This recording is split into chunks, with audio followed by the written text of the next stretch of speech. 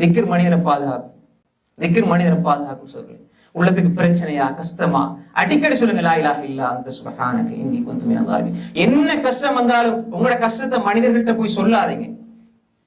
முடியவே முடியாது என்று சொன்னா யார்கிட்டயாவது நண்பர்கள்ட்ட சொல்லுங்க, அல்லாஹ்ட்ட சொல்லுங்க. மனிதர்கள் உங்களோட கஷ்டங்களை வச்சே உங்களோட இதயத்தை காயப்படுத்துவாங்க. உதவி செய்துவிட்டு பின்னால் சொல்லி காட்டுவார்கள்.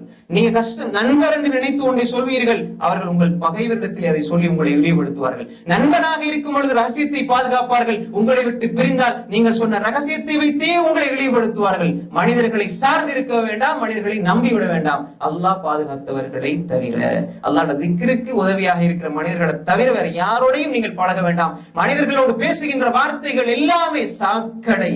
ஏண்டா அல்லாஹ்வுடைய திக்ரை விட்டு உங்களை தூரமாக்கும் என்றா அது சாக்கடை சோதர்களே. அல்லாஹ்வுடைய திக்ரோட உள்ள மனிதனோட நீங்க வாழ்றீங்க, உங்களோட வீடு திக்ரோட இருக்குதுன்னா அதெல்லாம் சொர்க்கத்துல பூங்காக்கள். சொர்க்கத்துல பூங்காக்களை விட்டுட்டு உங்களோட நண்பர் ஒரு வாரர், அவரோட பேசினா திக்ரத்தான் பேசுவார், அல்லாஹ்வுடைய சிந்தனை அவரோட பேசுங்க. எந்த நண்பனால உங்களோட ஈமானுக்கு பாதிப்பு அவனை விட்டுருங்க, அது திக்ர். அல்லாஹ்வுக்கா சில திக்ர். மனிதர்களை சார்ந்திருந்தால், மனிதர்களை நம்பி போனா, மனிதர்கள் எங்களை திருப்திப்படுத்துவார்கள், மனிதர்கள் எங்களுக்கு உதவி செய்வார்கள், மனிதர்கள் எங்களை பாதுகாப்பார்கள் என்று நினைத்தால் அதை போன்று மிகப்பெரிய முட்டாள்தனம் கிடையாது.